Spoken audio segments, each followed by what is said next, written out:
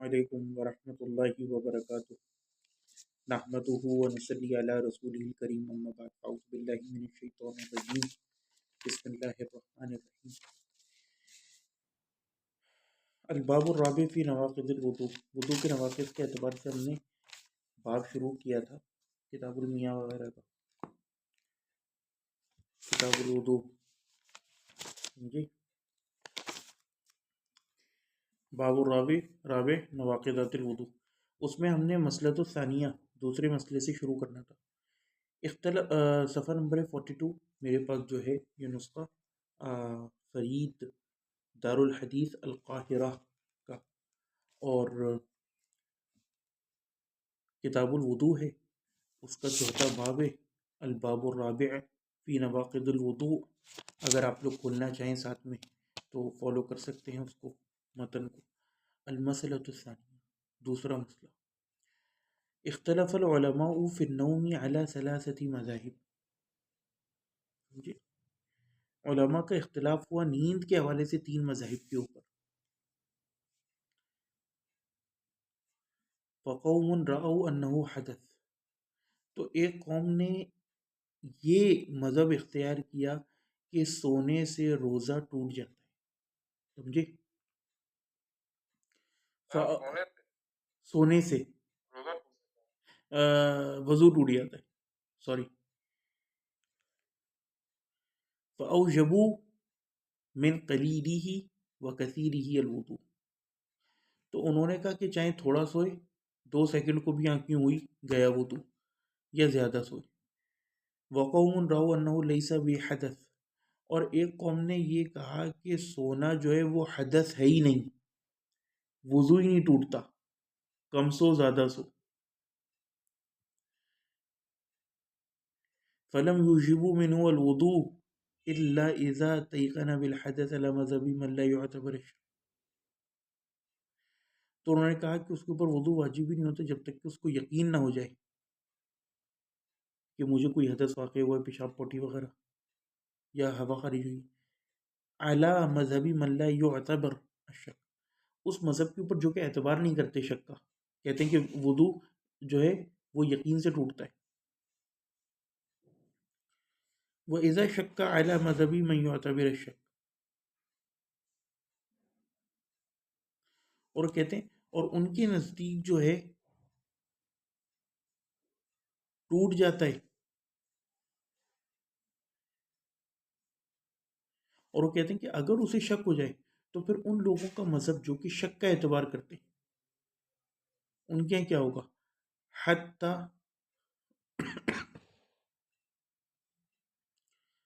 ان بعض السلف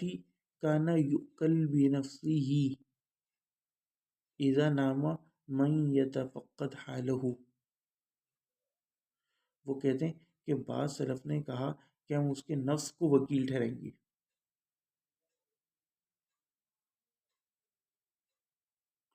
اور پھر وہ کہتے تھے کہ جو مفقود ہو جائے اس کو اپنے حال کی خبر ہی نہ ہو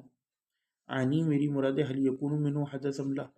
کہ کیا اس حالت میں یہ حدث شمار ہوگا یا نہیں وقوم فرقوا بین النوم القلیل والخفیف والکثیر المستقل فاوجبوا تو کچھ لوگوں نے کہا کہ جو تھوڑی سی خفیف نیند ہو ایک قوم نے یہ کہا انہوں نے تفریق کری انہوں نے کہا کہ جو قلیل اور خفیف نیند ہو اور کثیر اور مستقل گہری نیند میں انہوں نے فرق کیا فاوجبوا فی الکثیر المستقل الوضوء دون القلیل تو انہوں نے کہا کہ گہری اور زیادہ نیند میں وضو واجب ہے قلیل میں نہیں خفیف میں نہیں وعلی ھذا فقهاء الامصار والجمہور اور کہتے ہیں اسی کے اوپر فقہاء امصار کا مذہب ہے یعنی تیسری رائے کے اوپر اور جمہور کا سمجھے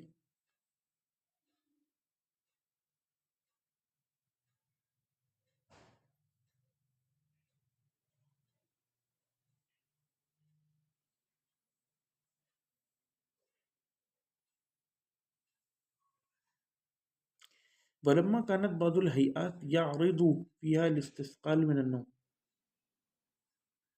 وہ کہتے ہیں کہ پھر یہ اختلاف بھی ہوا کہ بعض ایسی ہیئات ہیں کیفیات ہیں پوزیشنز ہیں ہیئت ہے جو کہ استثقال کے معارض ہیں یعنی کہ اگر ایک بندہ کھڑا کھڑا سو رہا ہے تو کیا آپ یہ کہہ سکتے ہو کبھی بھی کہ وہ گہری نیند سو رہا ہے؟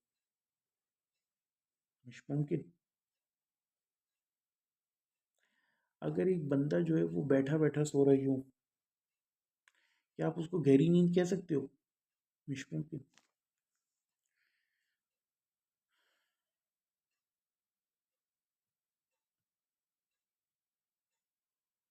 اکثر ہم وضع و کذیر کا خروج الحدث، اور اسی طرح کچھ خاص پوزیشنز ایسی ہوتی ہیں کہ جن میں حدث ہونے کا، ہوا خارج ہونے کا اور پخانہ پیشاب نکلنے کا یا ہوا خارج ہونے کا زیادہ احتمال ہوتا ہے. سمجھے؟ جیسے آپ الٹے لیٹے ہو یا یوں ٹانگیں پھیلا کے لیٹے ہو، لیکن اب جیسے میں ابھی اس پوزیشن میں بیٹھا ہوں اس میں تو سب بند ہے، کیسے نکلے گی ہوا؟ ذرا مشکل ہے. وَكَذَلِكَ خروج الحدث اختلف الفقهاء في ذلك. وہ کہتے ہیں کہ فقہا کا اختلاف ہوا اس میں. وقال مالک، تو امام اعظم امام مالک رحمہ اللہ نے فرمایا من نام مضطجعا او ساجدا، کہ جو کوئی لیٹ کے سویا یا سجدے کی حالت میں.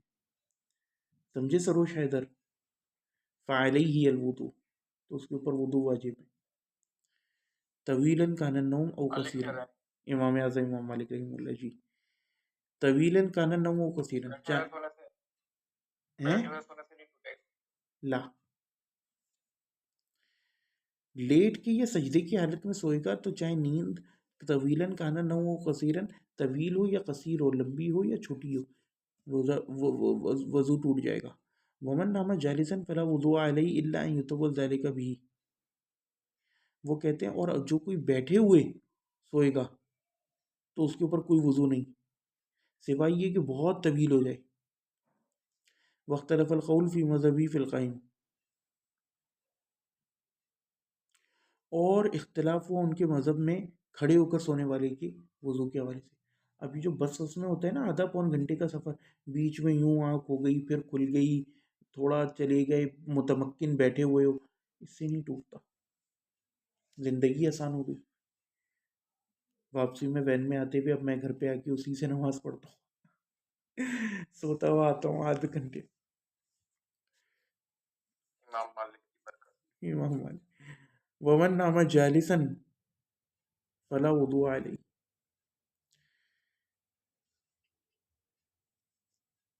اور جو کوئی بیٹھا بیٹھا سوئے، یہ یہ تو ہو گیا. فمر قال حکم حکم الراکع، تو بعض لوگوں نے مالکیوں نے یہ کہا کہ اس کا حکم رکوع والے کا ہے. ومر قال حکم حکم ساجد، اور بعض نے کہا کہ اس کا حکم جو ہے ساجد کا ہے، یعنی سجدہ کرنے والے کا. وما شافعی فقال، جہاں تک امام اعظم امام شافعی کا تعلق ہے، فقال تو انہوں نے فرمایا علی کل نائم کیفما نام الوضوء الا علی من نام جالسا، کہ کسی بھی کیفیت میں بندہ سوئے، رکوع کی حالت میں، سجدے کی حالت میں، سیدھا لیٹ کر، الٹا لیٹ کر، یا کھڑے کھڑے، آپ کا وضو قائم نہیں رہتا سوائے بیٹھی ہوئی حالت کی. الا علی من نام جالسا. وقال ابو حنیفہ واصحابہ، اور امام ابو حنیفہ اور ان کے صاحب نے کیا کہا، لا وضوء الا علی من نام مضطجعا، کہ چاہے رکوع کی حالت میں، سجدے کی حالت میں، کھڑا ہو بیٹھا ہو، کسی بھی صورت وضو نہیں ٹوٹے گا سوائے لیٹی ہوئی حالت کی. سمجھے؟ امام ابو حنیفہ اور ان کے صاحب نے. یہ بھی بہت اچھا ہے. اب تم یہ دیکھو کہ دیکھو یہ مسئلہ کیسا ہے اور ہمیں کس طرح بیان کیا جاتا ہے کہ ذرا سی اونگ آ گئی. وہ ہاں اس معاملے میں تو وہ اصل اختلاف فی حاضل مسئلہ اختلاف الاثار الواردہ فی ذلک. وہ کہتے ہیں کہ ان کا جو اصلی اختلاف ہے نا اس معاملے میں، وہ کیا ہے؟ اختلاف الاثار الواردہ فی ذلک، اختلاف آثار جو اس معاملے میں وارد ہوئے، یعنی کہ مختلف احادیث جو آئی ہیں نا، وہ ہے سبب اختلاف. یہ ہم کئی بار پڑھ چکے ہیں، آپ لوگوں کو یہ بات کلیئر ہونی چاہیے کہ بدایت المجتہد میں ان کا پیٹرن کیا ہے کہ وہ پہلے اختلاف بیان کرتے ہیں، اس کے بعد وہ سبب اختلاف بیان کرتے ہیں کہ یہ اختلاف اسٹیم روٹ آؤٹ کہاں سے ہو رہا ہے. اب وہ بتا رہے ہیں کہ from where it is stemming, اس کی بنیاد کیا ہے، مختلف آثار ہیں.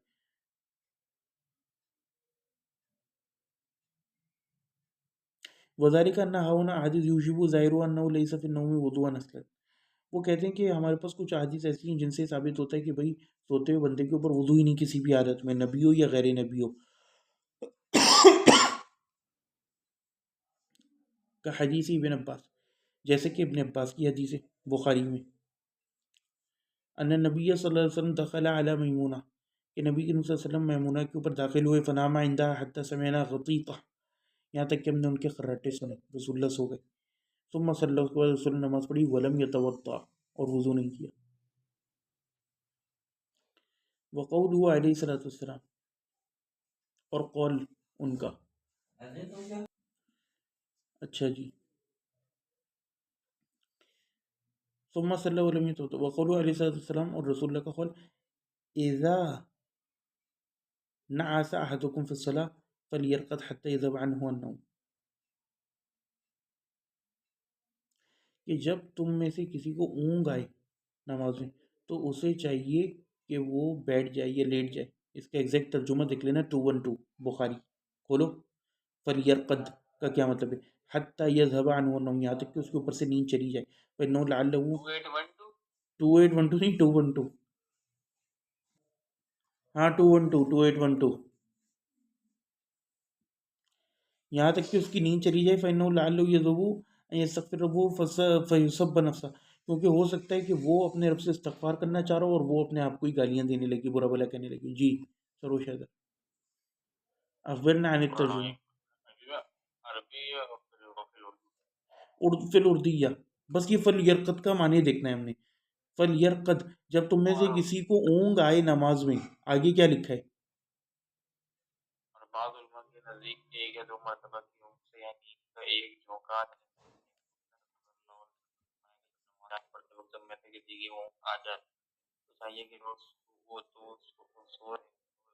وہ وہ ہاں سو جائے، بس صحیح ہے، کافی ہے، یہاں تک کہ اس کی نیند چلی جائے، کیونکہ ہو سکتا ہے کہ وہ اپنے رب سے استغفار کرنا چاہ رہا ہو پالن ہار سے، اور وہ اپنے آپ کو برا بھلا کہنے لگے، وما روا ایدن ان اصحاب النبی صلی اللہ علیہ وسلم كانوا ينامون في المسجد حتى تخفق رؤوسهم، اب دیکھو یہ کتنی امپورٹنٹ بات ہے کہ، اور اس حدیث کی اگر آپ ڈیٹیل میں جاؤ گے نا، بلکہ کھول لو فوات عبد الباقی کی نمبرنگ کے مطابق 376، اس کی بھی قرات کرو پوری ترجمہ، جو پوائنٹ ہے وہ میں اس میں سے آپ کو بتانا چاہ رہا ہوں، نکالو 376، مسلم، وہ کہتے ہیں کہ نبی کریم صلی اللہ علیہ وسلم کے اصحاب جو ہے وہ مسجد میں سوتے تھے، کانوا ینامون فی المسجد حتی تخفق رؤوسهم، وما روا ایدن ان اصحاب النبی صلی اللہ علیہ وسلم کانوا ینامون فی المسجد حتی تخفق رؤوسهم، یہاں تک کہ ان کے سر یوں جھکنے لگتے، ثم یصلون ولا یتودون، اس کے بعد نماز پڑھتے اور وضو نہ کرتے، جی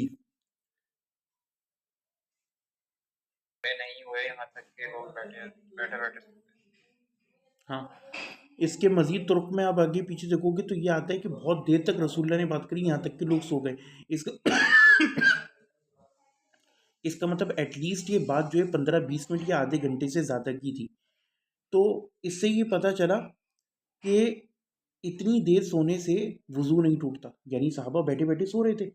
تو اس سے وضو نہیں ٹوٹتا، اب وہ کہتے وَكُلَّهَا آثَارٌ ثَابِتَةٌ، یہ تمام آثار جو ہیں وہ ثابت ہیں، ہم نے پڑھا دونوں بخاری کی پہلی روایتیں اور اس کے بعد یہ تیسری مسلم کی،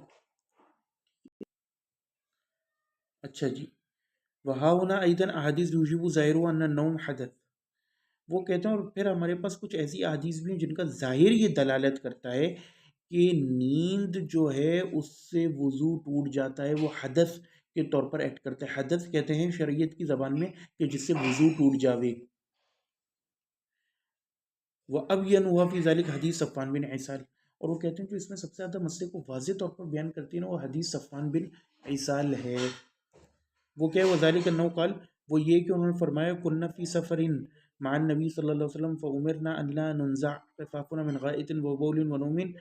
کہ رسول اللہ نے فرمایا کہ جب ہم سفر میں تھے رسول اللہ کے ساتھ ایک، تو رسول اللہ نے ہمیں حکم دیا فامرنا کہ ہم اپنے خفاف نہ اتاریں، موزے لیدر کے، خفین، سوائے پیشاب پخانے اور نیند کے، ولا ننزعها الا من جنابہ، صرف ہم اس کو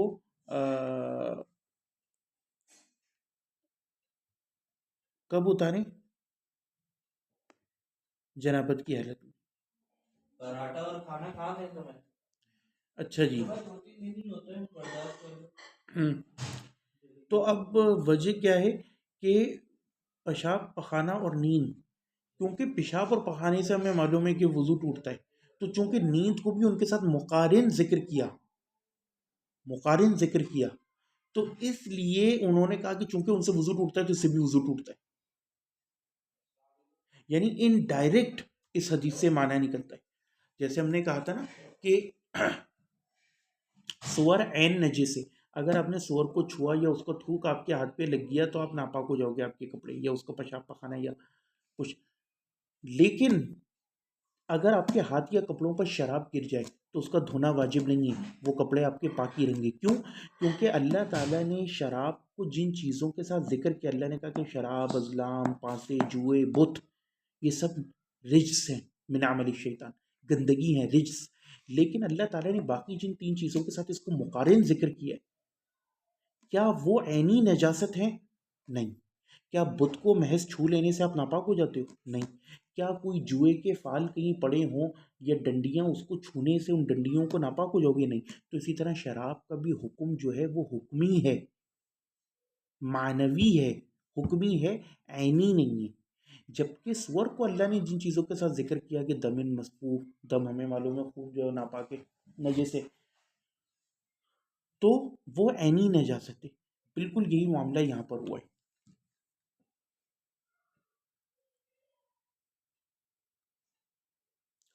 صححہ ترمذی، امام ترمذی نے اس حدیث کی تصحیح کی ہے، سمجھے؟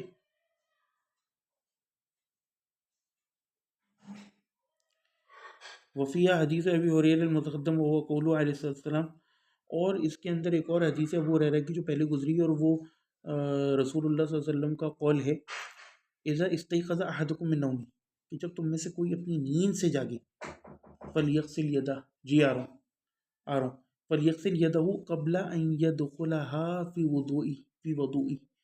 تو اسے چاہیے کہ وہ اپنے ہاتھ کو دھو لے اس سے پہلے کہ وہ اسے وضو میں، زبر کے ساتھ اگر پڑھیں گے تو وضو ہوگا، اس کا مطلب ہوتا ہے وہ پانی جس سے وضو کیا جائے، اور اگر پیش کے ساتھ پڑھیں گے وضو تو اس کا مطلب ہوتا ہے وہ عمل جس کے ذریعے نماز کے لیے پاکی پراپت کی جائے،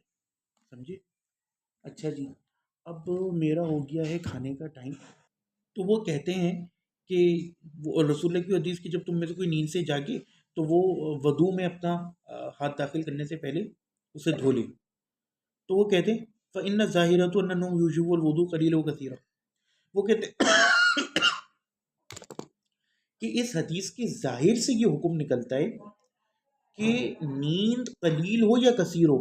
اس سے وضو واجب آتے، تبھی، کیونکہ رسول اللہ نے فرمایا کہ جب تم میں سے کوئی نیند سے جاگے من النومی، تو وہ ہاتھ دھوئے،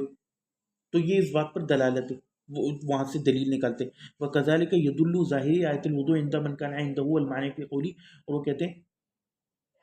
کچھ لوگ جو قرآن میں آیت آئی ہے وضو کی، اس کے بھی ظاہری معنی سے مطلب نکالتے ہیں، لیکن بات وہی ہے کہ پھر بہت دور کی بات ہو جائے گی، کیونکہ اس میں تو یہ ہے کہ یا ایھا الذین آمنوا اذا قمتم الی الصلاۃ، کہ اے وہ لوگ وہ لوگ جو ایمان لائے ہو، اذا قمتم الی الصلاۃ، اذا قمتم الی الصلاۃ، جب تم کھڑے ہو جاؤ نماز کے لیے، اذا قمتم الی الصلاۃ فاغسلوا وجوہکم، تو اپنے چہروں کو دھو لو، تو یعنی کہ جب جب بندہ نماز کے لیے کھڑا ہوگا، اب اس میں صرف نیند تھوڑی ہے، نیند کے علاوہ بھی اگر آپ ویسے ہی بیٹھے ہوئے عصر کے بعد ہر نماز کے لیے، اس سے وضو جو ہے وہ واجب ہو جاتا ہے، تو اس لیے اس کو تو دلیل کے طور پہ استعمال نہیں کرنا چاہیے۔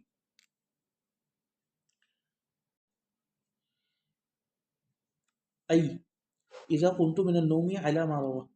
عن زید بن اسلم وغیرہ، یعنی کہ کچھ لوگوں نے اسلاف میں سے اس آیت کی تفسیر کری تھی کہ یہاں پہ جب تم کھڑے ہو جاؤ نماز کے لیے کی تفسیر یہ کری کہ جب تم نیند سے کھڑے ہو جاؤ، علی ما روى عن زید بن اسلم، اور یہ موطا کے اندر جو ہے نا روایت آئی وغیرہ من اثر، اور اسلاف میں سے کچھ لوگوں نے فلما تعارض حاضر الاثار، وہ کہتے ہیں کہ جب یہ مختلف آثار معارض ہوئے ایک دوسرے کے، تو پھر علماء کے دو مذہب بن گئے، ذہب العلماء فیہا مذہبین، علماء ذہب چلے دو مذہبوں کے اوپر، چلنے کے رستوں کے اوپر، مذہب الترجیح و مذہب الجمع،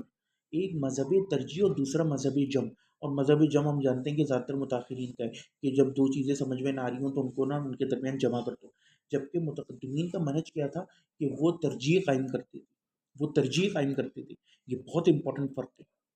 یہ بہت امپورٹنٹ فرق ہے۔ مذہب الترجیح و مذہب الجم، فمن ذهب مذہب الترجیح، تو جو مذہب ترجیح کی طرف گیا، اما اسقط وجوب الوضوء من النوم اصلا على ظاہر الاحادیث التي تسقط، تو اس نے کہا کہ وضو واجب ہی نہیں نیند سے، کیونکہ احادیث کا ظاہر اس بات پر دلالت کرتا ہے۔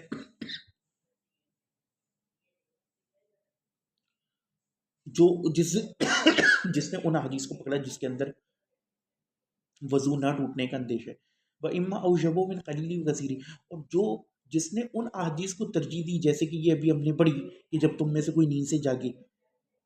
تو اس نے کہا کہ بھائی نیند کم ہو زیادہ ہو،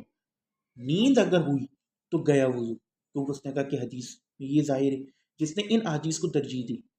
اعلی ظاہر التی تسقط ایدن،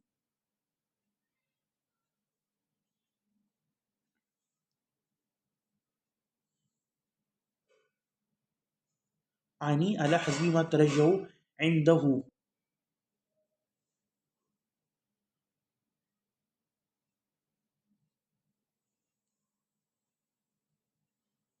عنی علی حسب ما ترجح عنده من الاحادیث الموجبہ او من الاحادیث المسقطہ، یعنی کہ وہ کہتے ہیں میری مراد یہ کہ اس نے اپنے حسب ترجیح جو احادیث اس نے راجی اس کے نزدیک تھی اس کے مطابق اس نے فتویٰ دیا کہ آیا وضو مسقط ہے، گرا ہوا ہے یا واجب ہے۔ یہاں پہ دیکھو ایک اور پوائنٹ ہے، اور میں اس کو کئی بار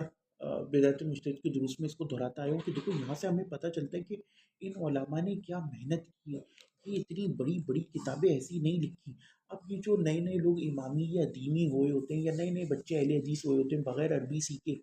اردو ترجموں کے سہارے ایک حدیث اٹھائی فیس بک پہ پوسٹ کر دی، لو جی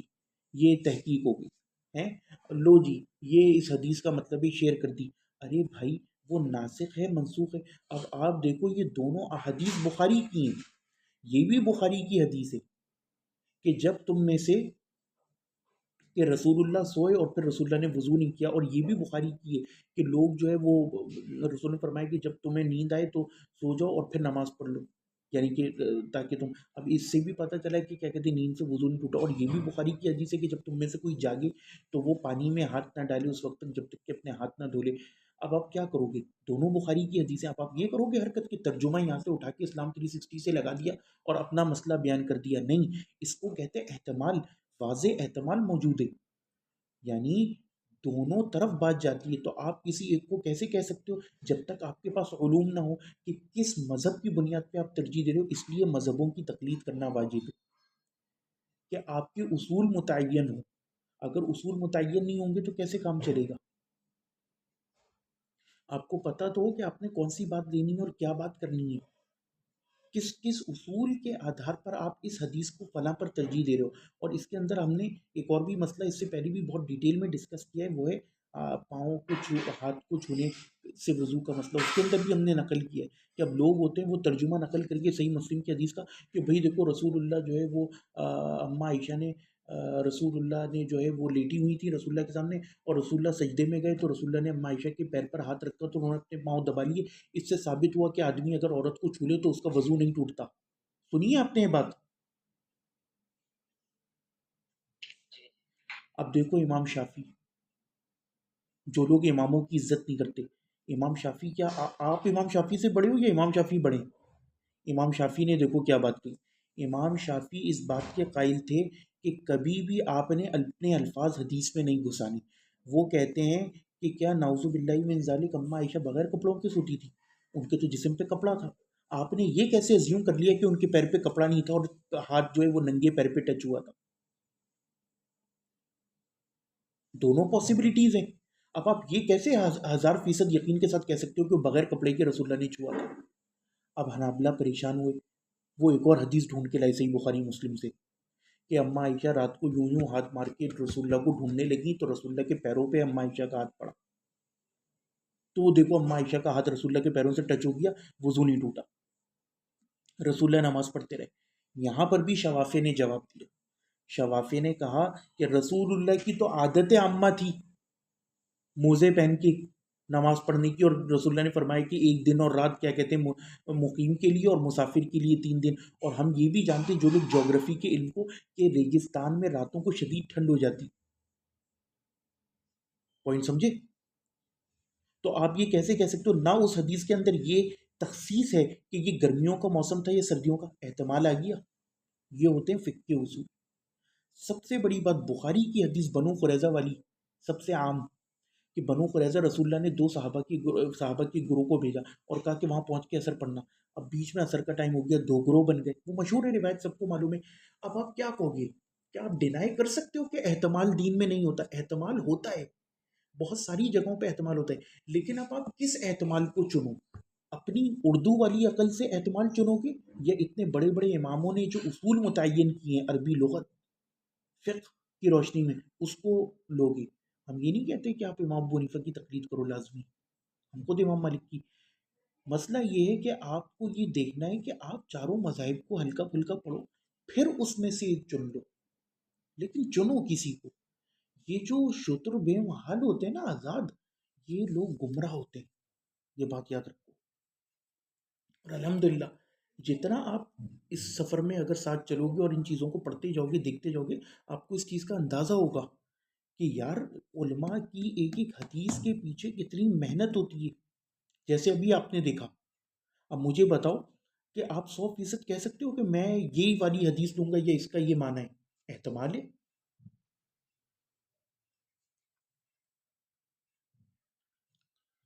अल्लाहु अकबर कबीरा।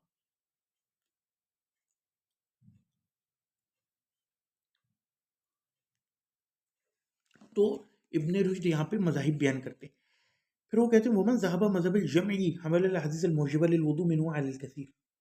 वो कहते हैं और दूसरे लोग जिन्होंने जमा का मज़हब इख्तियार किया कि यार सारी हदीसों के दरमियान जमा कर दो, इस पे भी अमल हो जाए, उस पे भी अमल हो जाए, इसको कहते हैं तरजीह। ये भी शरीयत की टर्म है। कभी कभार ऐसा होता है कि आपको वाज़ेह तौर पे पता चल जाता है कि ये हदीस मंसूख है और ये जो है नासिख है। जैसे रसूलुल्लाह ने फरमाया कि मैंने तुम्हें पहले कब्रों पे जाने से मना किया, तब मैं कहता हूँ जाओ। अब हमें पता चल गया कि वो जो मना फरमाया था वो मंसूख है, मसला ही हल हो गया। कभी कभार ये होता है कि हमें पता नहीं चल पाता कि इसमें से कौन सा मसला मंसूख है, वहाँ पे फिर हमें ये तरजीह या जम का मज़हब इख्तियार करना पड़ता है। तो चूंकि हमारे पास कोई वजह तरजीह नहीं है, अल्फाज को नोट करो, हमारे पास कोई माकूल वजह तरजीह और करीना नहीं है जिसके आधार पर हम तरजीह दे सकें या जमा कर सकें, तो फिर हमें ये काम करना पड़ता है कि या तो हम तरजीह दें अपने उसूलों के मुताबिक, या हम जमा करें। अब जिन लोगों ने जमा किया उन्होंने क्या कहा? उन्होंने कहा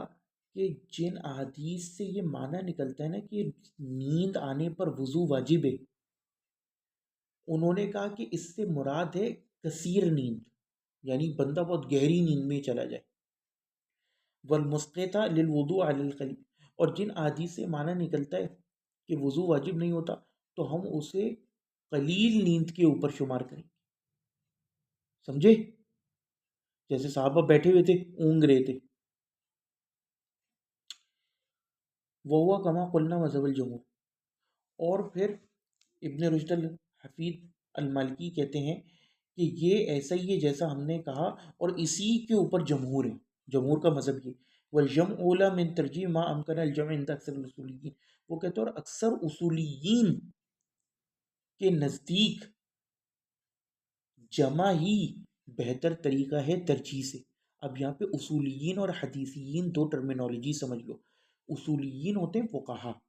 फ़ुक़हा के नज़दीक जमा करना ज़्यादा बेहतर है तरजीह से। मुहद्दिसीन के नज़दीक तरजीह ज़्यादा महत्वपूर्ण है जमा से, इम्पॉर्टेंट है, लिहाजा वो तरजीह कायम करते हैं। लेकिन तरजीह कायम करने के बाद भी, point to be noted, point to be noted, फ़िक़्ह का मामला अपनी जगह बाकी रहता है और फ़िक़्ह की इंपॉर्टेंस अपनी जगह कायम रहती है। पॉइंट समझे?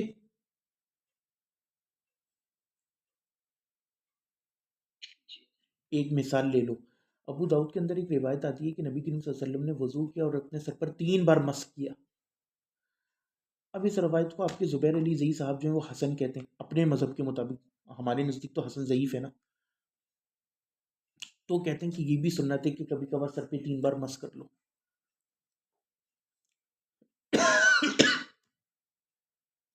امام ابو داؤد نے بھی اس روایت کی تعلیل کی ہے، متقدمین تمام امام اس روایت کی تعلیل کرتے ہیں کہ یہ معلول روایت، ترجیح قائم کری، جمع نہیں کیا محدثین نے، انہوں نے کہا کہ روایتی فارغ شاذ معلول ہے۔ تو اب ہمیں پتہ چل گیا کہ 3 بار سر پہ مسح کرنا سنت نہیں ہے، اصل ایک ہی دفعہ ہے، روایتی فارغ ہے اور زبردستی سنت کہنا۔ لیکن اگر کوئی بندہ ایک سے زائد بار 2 دفعہ 3 دفعہ سر پہ مس کر لے تو یہ حرام نہیں ہوگا، یہ خلاف سنت نہیں ہوگا۔ کیوں؟ کیونکہ امام شافعی بھی اس کا فتویٰ دیتے تھے، اور یہ فتویٰ کہاں سے نکلا ہے؟ یہ اس حدیث سے نکلا ہے۔ اب دیکھو یہاں پہ آتا ہے فقہ انٹو پلے، دین کی گہری سمجھ بوجھ، جو رسول اللہ نے فرمایا صحیح بخاری کی حدیث کہ اللہ تعالیٰ جس کے ساتھ خیر کا ارادہ کرتا ہے اسے دین کی گہری سمجھ عطا فرما دیتا ہے۔ رسول اللہ کی ایک حدیث ہے ابن عباس سے کہ ابن عباس نے فرمایا کہ رسول اللہ نے اپنے وضو میں اعضاء کو ایک ایک بار بھی دھویا، 2 2 بار بھی دھویا، 3 3 بار بھی دھویا۔ اب کیا سر اعضاء وضو میں سے نہیں ہے؟ تو اس کو بھی ایک بار مس کرو، 2 بار کرو، 3 بار کرو۔ تو یہاں سے جواز کا فتویٰ نکل آتا ہے، ہم سنت ابھی بھی نہیں کہیں گے، جواز کا۔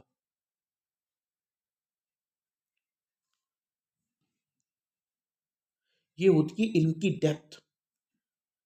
وَأَمَّا الشَّافِعِي، وہ کہتے ہیں یہاں تک امام شافعی کا تعلق ہے، فَإِنَّمَا حَمَلَهَا عَلَىٰ أَنَّ الْمُسْتَثْنَىٰ مِنْ حَيَاتِ النَّيْمِ وَالْجُلُوسِ فقط۔ تو امام شافعی نے کہا کہ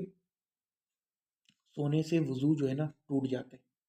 سوائے بیٹھی ہوئی حالت میں، لیٹ کے سویا، کھڑے ہو کے سویا، رکوع کی حالت میں سویا، سجدے کی حالت میں سویا، وضو گیا، کم سویا ہو زیادہ سویا، صرف بیٹھی ہوئی حالت میں نہیں ٹوٹے گا۔ لِأَنَّهُ قَدْ صَحَّ ذَلِكَ عَنِ الصَّحَابَةِ، کیونکہ صحابہ سے صحیح طور پر ثابت ہے۔ اب دیکھیں یہاں پہ انہوں نے صحابہ کے عمل کو فوقیت دے دی۔ آنی انہم کانوا ینامون جلوسا، وہ کہتے ہیں میری مراد یہ، یعنی ابن رشد الحفیظ المالکی کی، کہ وہ صحابہ جو ہے وہ سوتے تھے بیٹھی ہوئی حالت میں، ولا یتوضؤون ویصلون، اور وہ وضو نہیں کرتے تھے اور پھر نماز پڑھتے بلکہ ڈائریکٹ نماز پڑھ لیتے۔ وانما اوجبوا ابو حنیفہ فی النوم فی الاتجاء فقط لان ذلك، اور امام ابو حنیفہ نے صرف لیٹے ہوئی حالت میں کہا کہ وضو ٹوٹتا ہے اگر کوئی لیٹ کے سو جائے، باقی بیٹھا ہو، کھڑا ہو، رکوع کی حالت میں، سجدے کی حالت میں ہو، کسی بھی صورت سونے سے اس کا وضو نہیں ٹوٹے گا۔ ورد فی حدیث مرفوعا، اور مرفوع ایک حدیث کے اندر آئے وہ ہوا انہو علیہ السلام کا قالا، کہ رسول اللہ نے فرمایا انما الوضوء علی من نام متجعا، کہ وضو اس کے اوپر ہے جو لیٹ کر سوئے۔ لیکن یہ روایت جو ہے نا انتہائی ضعیف ہے، ابو داؤد نے اس کا انکار کیا ہے، خود اس حدیث کے نیچے حدیث نمبر 202 امام ترمذی، طبرانی وغیرہ نے اس کو روایت کیا ہے، اور احمد نے۔ احناف کی زیادہ تر مذہب کی بنیاد نہ ضعیف حدیث پر ہی ہوتی ہے، وہ روایت ثابت ہے بذالک عن عمر، اور ایک روایت حضرت عمر سے صحیح ثابت ہے۔ وہ اما مالک، وہ کہتے ہیں یہاں تک امام اعظم امام مالک رحمہ اللہ کا تعلق ہے۔ فلما كان النوم عنده انما ينقض الوضوء من حيث كان غالبا سببا للحدث، رائے فی سرت اشیاء، تو امام اعظم امام مالک رحمہ اللہ کہتے ہیں کہ ان کے نزدیک وضو جو اس صورت میں توڑتا ہے، نیند اس صورت میں وضو کو توڑتی ہے اگر ہم یہ دیکھیں کہ وہ کتنی غالب تھی، سبب کیا تھا، راعی فی ہی، تو وہ اس کے اندر رعایت کرتے ہیں 3 چیزوں کی، راع فی ثلاثت اشیاء، 3 چیزوں کی رعایت، الاستسقال، کہ وہ کتنی گہری تھی، سمجھے؟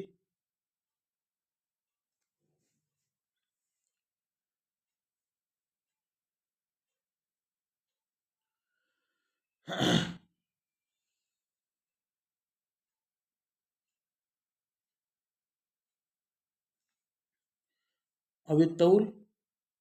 او الحیا، اور کتنی لمبی تھی، لمبی تھی یا چھوٹی تھی، اور یہ کہ ہیئت یعنی اس کی پوزیشن کیسی تھی، بیٹھا ہوا تھا یا کیا۔ تو امام مالک کے نزدیک بیٹھی ہوئی حالت میں وضو نہیں ٹوٹتا، لیٹے بھی اور سجدے کی حالت میں ٹوٹ جاتا ہے اگر کوئی بندہ سجدے کی حالت میں سو جائے یا لیٹا ہوا سو جائے۔ باقی کھڑے ہونے کا ہم پہلے بیان کر چکے کہ ان کے مذہب میں اختلاف ہے، کچھ لوگوں نے کہا کہ ٹوٹ جاتا ہے، کچھ لوگوں نے کہا نہیں ٹوٹتا۔ فلم یشترط فی الحیہ التي یکون منها خروج الحدث غالبا لا الطول ولا الاستسقال، وہ کہتے ہیں اور انہوں نے ہیئت کے اندر اس چیز کا اشتراط نہیں کیا کیونکہ اس میں سے کہ کس صورت میں جو ہے وہ زیادہ ہوا خارج ہونے کا زیادہ اندیش ہے. لا طول ولا اسقال، یعنی اس کے اندر جو ہے الذي يكون منها خروج اللفظ غالباً اس کے اندر استسقال اور طول کی بات ہی نہیں کری، کیونکہ گہری نیند میں جانے کی آپ کو کیا ضرورت ہے، لمبی نیند میں جانے کی کیا ضرورت ہے. اگر آپ الٹے ہو کے یوں اٹھا کے سوئے ہوئے ہو اور دونوں ٹانگیں کھول کے، اب اس میں تو سب سے زیادہ ہوا خارج ہونے کا خطرہ ہے، تو اس میں آپ تھوڑی دیر کے لیے بھی سوئے گئے. واشترط ذلك في الحیات التي لا يكون خروج اللفظ منها غالبا. البتہ طوالت اور استثقال کو، گہرائی نیند کی، اس کو انہوں نے شرط بنایا ہے امام مالک کی گہرائی دیکھو، انہوں نے شرط بنایا ہے اس کو ان حیات میں جن میں ہوا کا خارج ہونا مشکل ہوتا ہے. اب آپ بیٹھے ہوئے ہو، جیسے ابھی میں بیٹھا ہوں، اس وقت میرا سراغ بند ہے، اس وقت ہوا خارج ہونا سب سے زیادہ مشکل ہے، سوائے یہ کہ مجھے اپنی پوری باڈی جان بوجھ کے موو کرنی پڑے. تو اس صورت میں اب طوالت اور استثقال کو دیکھا جائے گا کہ اگر تو میں بہت گہری نیند سو گیا، جب 1-2 گھنٹے سو گیا، تو اب وضو گیا میرا. وآخر دعوانا ان الحمد للہ رب العالمین. کسی کا کوئی سوال ہے تو سوال کر لیجیے اس لیکچر کے حوالے سے.